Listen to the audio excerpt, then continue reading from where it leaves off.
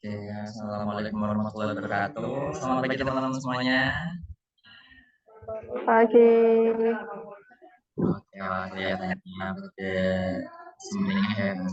Oke, karena kita hari ini akan melaksanakan presentasi ini ya. Namun sebelum itu, izinkan saya untuk menampilkan share screen ya teman-teman ya.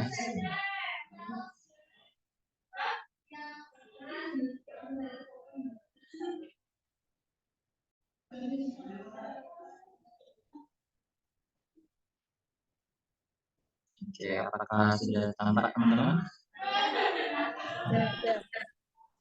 Oke.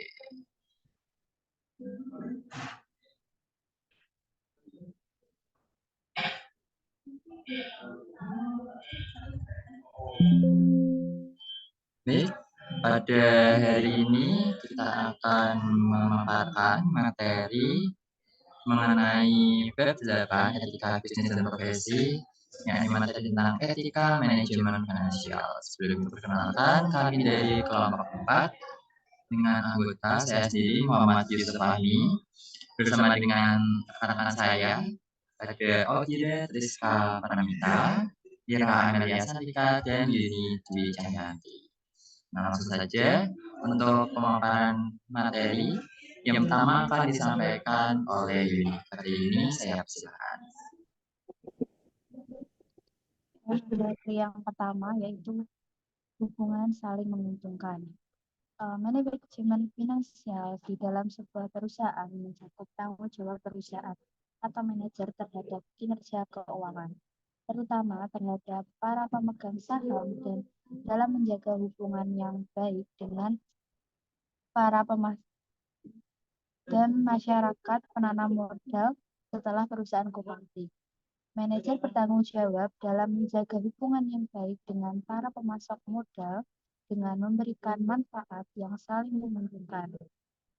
Ini dilakukan dengan memberikan margin yang sesuai dan memberikan manfaat positif kepada pemegang saham dan kreditor, sambil memastikan profesionalisme dalam pengelolaan finansial.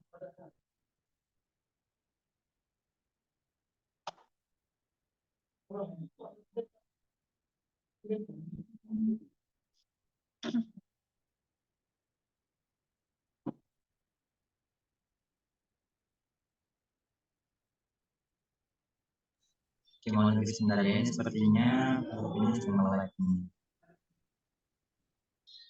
Oke, silakan Yuni.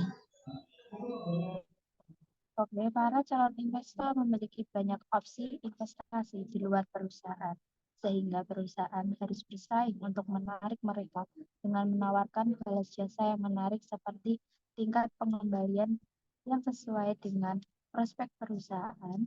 Tanggung jawab perusahaan terhadap investor terwujud dalam tingkat pengembalian, baik dalam bentuk bunga pinjaman maupun dividen bagi pemegang saham.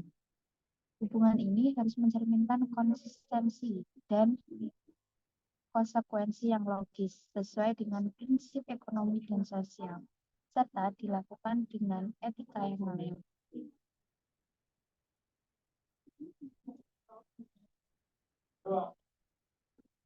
Oke, untuk materi selanjutnya akan dilanjutkan oleh Fahmi. Untuk materi selanjutnya, perusahaan sebagai penerima manfaat. Perusahaan dalam memenuhi kebutuhan pemodelan untuk membiayai peningkatan kinerjanya dapat dilakukan dengan memanfaatkan modal yang tersedia baik yang berasal dari kreditor maupun yang berasal dari calon pemilik. Nah, perusahaan dalam hal ini kan menghimpun dana yang didapatkan dari para pemilik dana.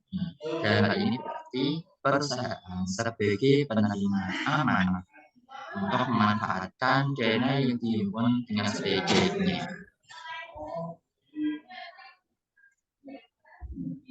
Metode pemberian jasa finansial. Perusahaan sebagai penerima amanah dan kepercayaan dapat menggunakan dua asas atau kriteria perjanjian hak dan kewajiban dengan penyandang dana atau modal dari masyarakat. Yang pertama, dengan melibatkan penyandang dana untuk ikut serta menerima risiko persentase sesuai dengan kontribusi peran yang disepakati. Yang kedua, tidak melibatkan sama sekali risiko yang dialami oleh perusahaan. Nah, dalam hal pemberian jasa finansial ini tergantung dalam perjanjian atau kesepakatan antara perusahaan dengan para pemilik modal. Nah, dalam kesepakatan itu apakah pemberian jasa finansial itu menggunakan asas kriteria yang pertama atau yang kedua? Apabila menggunakan asas kriteria yang pertama, maka para pemilik modal akan menerima resiko apabila perusahaan dalam posisi rugi atau tidak mendapat keuntungan, otomatis para pemilik modal tidak akan menerima belas jasa. Nah, bahkan para pemilik modal bisa saja dimintai untuk tambahan modal dana untuk disetor kepada perusahaan untuk dapat melanjutkan kegiatan operasional perusahaan. Seperti itu. Nah, dalam asas kriteria pertama ini kata kuncinya yaitu apabila perusahaan itu untung maka akan memperoleh belas jasa, namun sebaliknya apabila perusahaan itu rugi maka para pemilik modal tidak akan menerima belas jasa. Nah, dalam asas kriteria yang kedua, di mana para pemilik modal ini tidak dilibatkan sama sekali resiko yang dialami oleh perusahaan. Baik perusahaan dalam kondisi untung maupun rugi, para pemilik modal akan tetap mendapatkan belas jasa seperti yang telah disepakati sebelumnya dalam kesepakatan perjanjian seperti itu. Nah, selanjutnya sesuai dengan core business.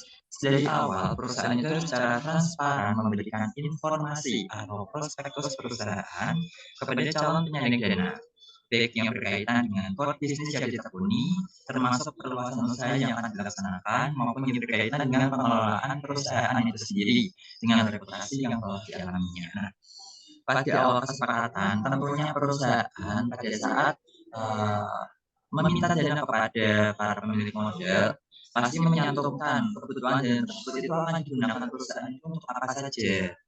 Nah, apabila perusahaan telah mencantumkan tujuan-tujuan penggunaan dana tersebut dan sudah disepakati oleh para pemilik modal, tentunya perusahaan itu tidak boleh menggunakan uang itu di luar kesepakatan. Contohnya, apabila di dalam kesepakatan itu tidak terdapat tujuan perusahaan untuk melakukan ekspansi atau perluasan perusahaan. Nah, kan hal itu sudah disetujui disepakati oleh para pemilik modal. Namun kenyataannya perusahaan pada saat menggunakan dana tersebut justru digunakan untuk perluasan usaha, digunakan untuk ekspansi. Nah, kan hal itu menyalahi aturan, ya, menyalahi kesepakatan atau perjanjian, sehingga apa? Si perusahaan akan mengalami penurunan, reputasi menurun sehingga keyakinan masyarakat terhadap perusahaan akan menurun juga.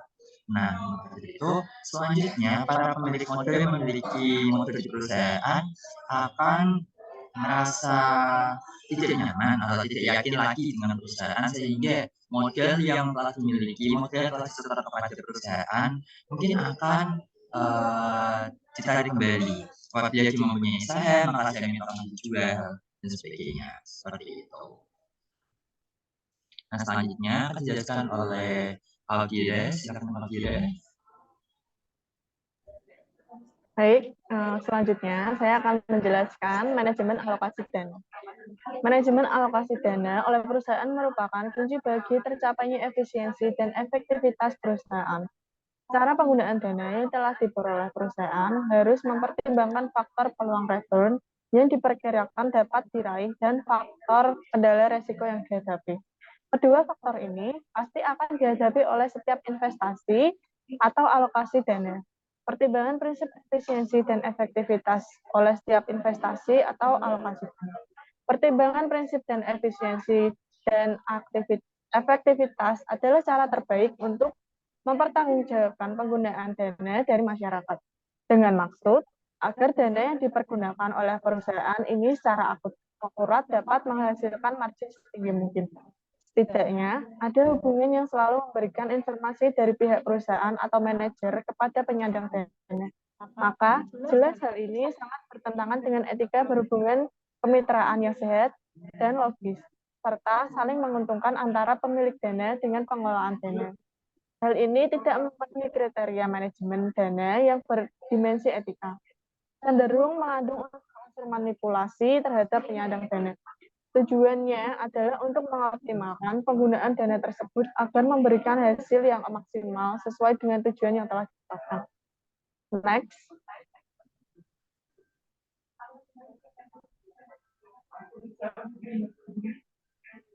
Selanjutnya yaitu persepakatan penggunaan dana.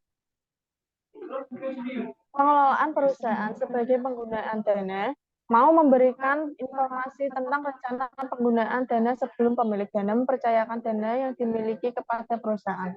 Sehingga pemilik dana dapat ada kesempatan untuk mempertimbangkan peluang return dan resiko yang akan dihadapinya. Dan akan secara sukarela menanggung dan menerima resiko dan return dan manakala akan benar-benar terjadi. Rencana penggunaan dana yang akan diinformasikan kepada penyandang dana harus benar-benar transparan, komunikatif, serta mudah dipahami. Hak memperoleh informasi tentang kontribusi peran dan jasa harus juga ditransformasikan secara terbuka di kalangan penyandang dana. Semua ini dapat diatur atau ditentukan dalam suatu perjanjian kerjasama antara pihak penyandang dana dan perusahaan sebagai pengguna atau alokator dana. Selanjutnya akan dijelaskan oleh Ira.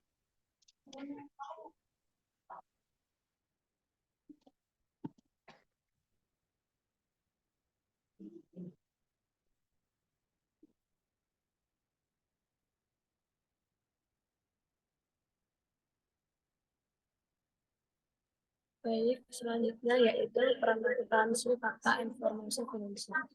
Proses akuntansi bermuara pada dua laporan keuangan perusahaan, yaitu laporan penghasilan dan biaya yang berlangsung pada periode itu.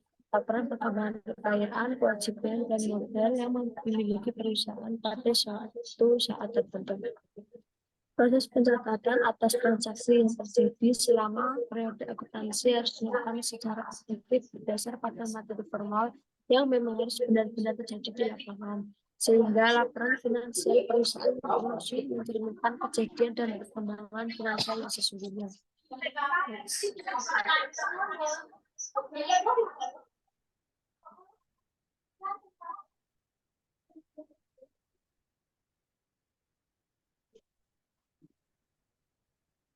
Dalam pengelolaan finansial suatu perusahaan yang berasal dari investor terjadi hubungan saling menguntungkan antara keduanya sehingga investor tertarik untuk menanamkan modalnya terhadap perusahaan tersebut. Investor tersebut bisa dilibatkan dalam mengetahui semua risiko yang ada dalam perusahaan maupun tidak. Perusahaan juga harus menggunakan dana tersebut sesuai dengan kesepakatan dan perusahaan harus memberikan laporan yang transparan terhadap investor tentang penggunaan dana tersebut. Jadi dalam penggunaan dana tersebut, perusahaan harus mendapat kesepakatan dari investor.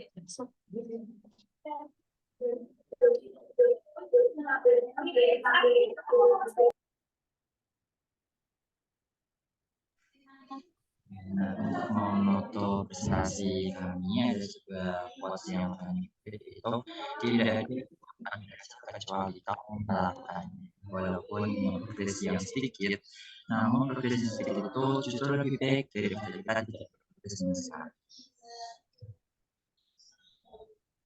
Nah, kita presentasi kami telah selesai. Malam mingguan berdemokrasi. Terima kasih. Karena sebelum presentasi ini saya selesaikan, ada beberapa quiz, beberapa soal yang mungkin bisa teman-teman jawab. Ya. Nah, beberapa soal. Soal yang pertama, soal yang kedua, soal yang ketiga, soal yang keempat, soal yang kelima, soal yang keenam, soal yang ketujuh, soal yang kedelapan, dan yang terakhir. Oke, nah selesai sekian dari kami. Sekali lagi saya ucapkan terima kasih. Wassalamualaikum warahmatullahi wabarakatuh. Waalaikumsalam warahmatullahi wabarakatuh. Oke, selesai teman-teman ya. Terima kasih atas waktunya. Pagi hari ini. Bye-bye.